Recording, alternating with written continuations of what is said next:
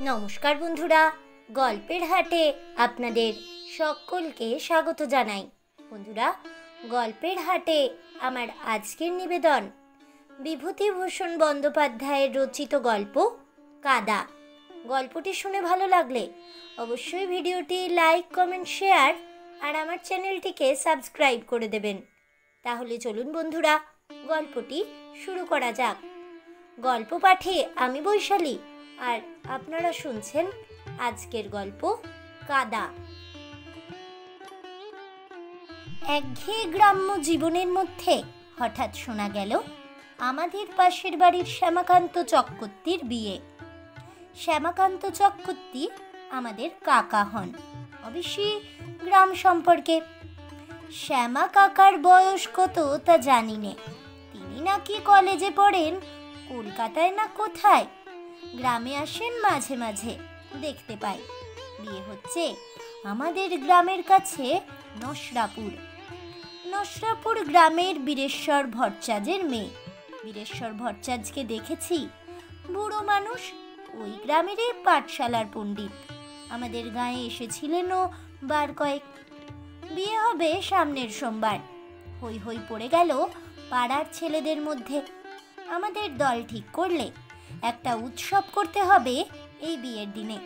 আমার উৎসাহটা সবচেয়ে বেশি। আমি ভেবে চিনতে দক্ষিণ মাঠের বিলের ধার থেকে কতকগুলো প্যাকাটি নিয়ে এলাম এবং পথের ধারের প্রত্যেক গাছে এক গাছা করে প্যাকাটি নোনার ডালের ছোটা দিয়ে বাঁধলাম। হরি জ্যাঠামশাই দেখে বললেন, ও কি হচ্ছে? বড় বড় মোটা কাঁচের পরকলা বসানো চশমার ভেতর দিয়ে দেখি হরি জ্যাঠামশাই আমার দিকে কটমট করে তাকাচ্ছেন। ভয়ে ভয়ে গাছ থেকে নেমে পড়লাম। বলি, ওই কি? বাজি আলো করব শ্যামা কাকার বিয়েতে, তাই প্যাকাটি বাঁধছি। যত ছেলে মানুষই, ওই একটা সরু প্যাকাটি জেলে আলো হবে? কতক্ষণ জ্বলবে ওটা? যতক্ষণ হয় ছাই হবে। বুদ্ধি কত, ও কখনো জ্বলে? হরি জ্যাঠামশাই চলে গেলেন। আমার রাগ হলো মনে মনে। উনি সব জানেন কি না? প্যাকাটি জ্বলবে না তো কি জ্বলবে? ক্রমে বিয়ের দিন এসে পড়ল। যেদিন বিয়ের বর রওনা হয়ে চলে গেল, সেদিন প্যাকাটি জ্বালতে সঙ্গী সতু ও হিরু বারণ করলে। আজ জেলে কি হবে? যেদিন বর আসবে বউ নিয়ে, সেদিন জেলে দিবি, দেখাবে ভালো। বিয়ের বরযাত্রী গেল গা শুদ্ধ ঝেঁটিয়ে। কিন্তু আমার যে অত উৎসাহ, আমারই তো যাওয়া হলো না। কেন যে যাওয়া হলো না কি জানি। বাবা গেলেন, অথচ আমায় নিয়ে গেলেন না। তার জন্যে কোনো কান্নাকাটি করলাম না। খাওয়ার ওপর আমার বিশেষ কোনো লোভ নেই। খেয়ে আমি সহ্য করতে পারিনি পেটের অসুখ করে। ওই জন্যেই বোধহয় বাবা আমায় নিয়ে গেলেন না, কে জানে। মঙ্গলবারে সন্ধ্যের আগে বর বউ আসবে। বরযাত্রীরা ফিরে এসে বললে, আমি ঠিক করলাম যেমন ওরা আসবে অমনি যে পথে আসবে ওরা, সে পথের দুধারের গাছে যত প্যাকাটি বেঁধেছি সবগুলো জ্বালবো। কেবল ঘর বার করছি, একে ওকে কেবল জিজ্ঞেস করছি বর কখন আসবে। বেলা যায় যায়, এমন সময় নীলু এসে বললে, ওরে শিগগির চল, বউ আসছে। আমি বললাম, কে বললে? নীলু আমার হাত ধরে এগিয়ে নিয়ে চলল। গোয়ালাপাড়ার মোড়ে গিয়ে বাজনার শব্দ শুনতে পাওয়া গেল যথেষ্ট। বললাম, কতদূর রে? তা বুনোপাড়ার কাছে হবে, অনেক দূর এখনো। দেখতে দেখতে শ্যামা কাকার ঘোড়ার গাড়ি কাছে এসে গেল। আমরা ঘোড়ার গাড়ি বেশি দেখিনি। দু একখানা কালে ভদ্রে শহর থেকে গ্রামে ঢোকে, তাও আমাদের জীবনে সব শুদ্ধ মিলে বার দুই দেখেছি মাত্র। ছেলের দল কলরব করে উঠল, ওই রে ঘোড়ার গাড়ি।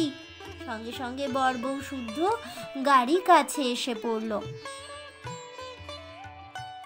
এইবার কিন্তু বাড়ল মুশকিল। পাকা রাস্তা ছেড়ে খানিকটা রাস্তা গেলে তবেই আমাদের গ্রাম। শ্রাবণ মাসের শেষ, বেজায় কাদা হয়েছে কাঁচা রাস্তায়। বিশেষ করে একটা জায়গায় হাবড় কাদা, সেটার নাম সাঁড়াতলার দ। গাড়ি সেখানে এসে সেই হাবড়ে পড়ে পুঁতে গেল।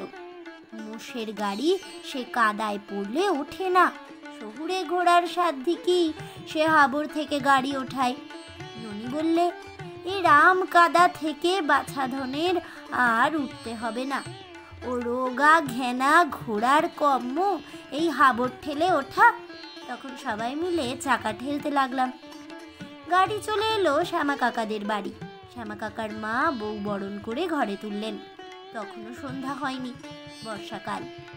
রোদ আছে কি নেই বোঝা যায় না, যদিও 3-4 দিন বৃষ্টি হয়নি। আমাদের আকর্ষণের বস্তু হয়ে দাঁড়িয়েছে ঘোড়ার গাড়িখানা। সেখানে বকুলতলায় দাঁড়িয়ে তার চারিপাশ ঘিরে গ্রামের যত ছেলেপিলে। গাড়োয়ান বলছে, যদি আমরা সারাতলার দুয়ের হাবড় পর্যন্ত গিয়ে চাকা ঠেলে গাড়ি উঠিয়ে দিতে রাজি হই, তবে সে আমাদের গাড়িতে চড়তে দেবে পাকা রাস্তা পর্যন্ত। আমরা সবাই হই হই করে গাড়িতে উঠলাম। কতক গাড়ির ছাদে, কতক পেছনে, কতক ভেতরে। সারাতলার দয়ের কাদা থেকে সবাই মিলে ঠেলে গাড়ি উঠিয়ে দিলাম। তার বদলে পাকা রাস্তা পর্যন্ত আমাদের গাড়িতে চড়িয়ে নিয়ে গেল। কি মজা! আমরা যখন পাকা রাস্তায়, তখন সন্ধ্যা হয়ে অন্ধকার নামলো। ননি বললে, গা ধোবো কোথায়, সব্য অঙ্গে কাদা। আমাকে বললে, তুই মশাল জ্বালবি নে? চুপ কর, কে ডাকছে? সর্বনাশ, আমার বাবার গলা। সন্ধে হয়ে গিয়েছে, খুটখুটটি অন্ধকার। বাবা আমায় খুঁজতে বেরিয়েছেন, তিনিই ডাকাডাকি করছেন। সন্ধ্যার সময় বাড়ি ফিরিনি, বাবা ডাকতে বেরিয়েছেন। ননি বললে, আলো দিবি নে গাছে গাছে? আর আলো, আমার মুখ শুকিয়ে গিয়েছে। বাবা কাছে এসে পড়েছেন ডাকতে ডাকতে। আমি উত্তর দিলাম, যাই। এই সন্ধেবেলা সারা গায়ে কাদা মেখে আমি ভূত হয়ে আছি, আপাদ মস্তক কাদা। চালাক গাড়োয়ান একটুখানি গাড়িতে চড়বার লোভ দেখিয়ে কাজ গুছিয়ে চলে গিয়েছে। এখন আমায় ঠেকায় কে? বাবা এসে আমার কান ধরলেন, বললেন, হতভাগা বাঁদর, পড়াশুনো নেই, এত রাত পর্যন্ত বাঁদরের দলে মিশে হি কি, গায়ে এত কাদা কেন? আমি কাঁদো কাঁদো সুরে বললাম, এই গাড়োয়ান বললে আমার গাড়িটা একটু ঠেলে দাও, বড্ড কাদা, তাই সবাই মিলে। আমি আসতে চাইনি, আমায় ওরা নিয়ে এলো। ওই ননি, নিন্তে, শশী বলে সাক্ষ্য প্রমাণের চেষ্টায় সঙ্গীদের দিকে ফিরে চাইতে গিয়ে দেখি জনপ্রাণী সেখানে নেই। কে কোথা দিয়ে সরে পড়েছে এরই মধ্যে। বাবা বললে, তোমার দোষ নেই, তোমাকে সবাই নিয়ে গিয়েছিল, তুমি বুড়ো দামড়া, কিচ্ছু জানো না, তাই না? ঘোড়ার গাড়িতে না চড়লে তোমার। কথা শেষ না করেই দুমদাম মার, চরকিন বিষম মার, চোখে সর্ষের ফুল। কাঁদতে কাঁদতে বাড়ি ফিরে এলাম বাবার আগে আগে। মা বললেন, আচ্ছা, তোমার কি ভীমরতি হয়েছে নাকি? এই ভর সন্ধেবেলায় ছেলেটাকে অমন ভূতের মতন মারো। ও মা, তা পাড়ার ছেলেদের সঙ্গে না হয় গিয়েছে একটু, আজ একটা আনন্দের দিন ওদের। তোমার মতো বুড়ো তো আর ওরা নয়। ছি ছি ছি, নে এদিকে সরে আয়, খুব আমোদ করেছ, এসো। সে রাত্রে একাটি জ্বালিয়ে রোশনাই করা আমার দ্বারা সম্ভব হয়নি। এর 30 বছর পরের কথা। আমি কলকাতায় চাকরি করি। বর্ষাকাল, মহকুমার স্টেশনে নেমে বাড়ি যাব। এমন সময় শ্যামা কাকার ছেলের সঙ্গে রাস্তায় দেখা হলো। শ্যামা কাকা মারা গিয়েছেন আজ 10-12 বছর। গ্রাম ছেড়ে তার ছেলেরা আজকাল শহরে বাস করে। শ্যামা কাকার বড় ছেলেটি এখানে চাকুরি করে, ওর নাম অরুণ। অরুণ বললে, বাড়ি যাচ্ছেন দাদা? দীপ্তির বিয়ে পরশু, আপনাকে আসতে হবে অবশ্যই। আসুন না একবার আমাদের বাসায়। গেলাম। দীপ্তি 16-17 বছরের সুশ্রী মেয়ে। আমাদের দেখে খুশি হয়ে এগিয়ে এলো। বললাম, কোথায় তোর বিয়ে হচ্ছে রে দীপ্তি? দীপ্তি মুখভঙ্গি করে বললে, আহা হা হা, তার মানে আপনার মুন্ডু। কথার কি যে ছিরি, হবে না ছিরি? আপনার কথার ছিরি বা কি এমন? বল না, কোথায় বিয়ে হচ্ছে? ফের দেখ দীপ্তি, চালাকি যদি করবি বল, কথার উত্তর দে। দীপ্তি আঁচল নাড়তে নাড়তে বললে, আহা, যেন জানেন না আর কি। আমি বিস্ময়ের সুরে বললাম, সেখানে নাকি? সেই ভালো, খুশি হলাম। খুশি কিসের? আবার চালাকি করবি দীপা? হোসনি খুশি তুই? ওরম বললে আমি মরবো আপিং খেয়ে, সত্যি বলছি। আচ্ছা যা, আর কিচ্ছু বলবো না। এখন একটু চা করে খাওয়াবি না এমনিই চলে যাব? খাওয়াচ্ছি। ওমা, ঘোড়ায় জিন দিয়ে যে, এমন তো কখনো দেখিনি। দেখিসনি? দেখলি? নিয়ে আয় চা। খাবেন কিছু? তোর খুশি। একটু পরে চা ও খাবার হাতে দীপ্তি এসে ঢুকে বললে, সোমবারে কিন্তু আসতে হবে। আপনাকে থাকতে বলতাম এখানে, কিন্তু বলবো না, বাড়িতে বড্ড ভিড়, আপনার কষ্ট হবে। সোমবার আসবেন? অবশ্যই অবশ্যই। আচ্ছা, কথা দিলেন? নিশ্চয়ই। বরযাত্র না কনে যাত্র? দুই। আপনাদের গাঁয়ের যখন বর, তখন বরযাত্র তো হতেই হবে। কনে যাত্র কার অনুরোধে? আমার। আচ্ছা আসি। ঠিক আসবেন পরশু? ঠিক ঠিক। দীপ্তি থাম ধরে দাঁড়িয়ে রইল। যখন আমি চলে এসে রাস্তার উপর উঠেছি, তখন যার সঙ্গে দীপ্তির বিবাহ সে আমাদের গ্রামেরই ছেলে বটে, কিন্তু তারা পশ্চিমে, অর্থাৎ পশ্চিমের প্রবাসী। দেশের বাড়িতে জ্ঞাতি ভাইরা থাকে। এই বিবাহ উপলক্ষে বহুকাল পরে ওরা সবাই দেশে এসেছে। বিয়ের পরই আবার চলে যাবে। গ্রামে আমিও গেলাম অনেক দিন পরে। আমিও গ্রাম ছেড়েছি 10-15 বৎসর। গ্রামে যেতেই ওদের দল এসে আমায় বরযাত্রী হওয়ার নিমন্ত্রণ করে গেল। বিবাহের দিন এসে পড়ল। বিবাহের লগ্ন সন্ধ্যার অন্ধকারেই। অন্যান্য বরযাত্রী কতক নৌকাতে, কতক গরুর গাড়িতে রওনা হয়ে কনের বাড়ি চলে গেল। শহর থেকে একখানা ঘোড়ার গাড়ি এসেছে। সেখানেতে বর, বরকর্তা, পুরুত ও আমি যাব এই স্থির হয়েছে। বর বললে, নিতাইদা, চা খেয়ে নাও, আর বেশি দেরি না হয়। বাবাকে বলো তুমি সব গুছিয়ে নাও। সে ভাবনা তোমার কেন, যা করবার করছি। শোনো একটা কথা, দীপ্তি তোমায় কিছু বলেছিল? না। বিয়ের বিষয়ে? না। দেখা হয়নি আসবার দিন? না। কেন? তাই জিজ্ঞেস করছি। সন্ধ্যের অল্পই দেরি আছে। তখন আমরা ঘোড়ার গাড়িতে গিয়ে উঠলাম। গাড়িও ছেড়ে দিলে। আমাদের পিছনে শাঁখ বাজতে লাগলো, উলুধ্বনি পড়তে লাগলো।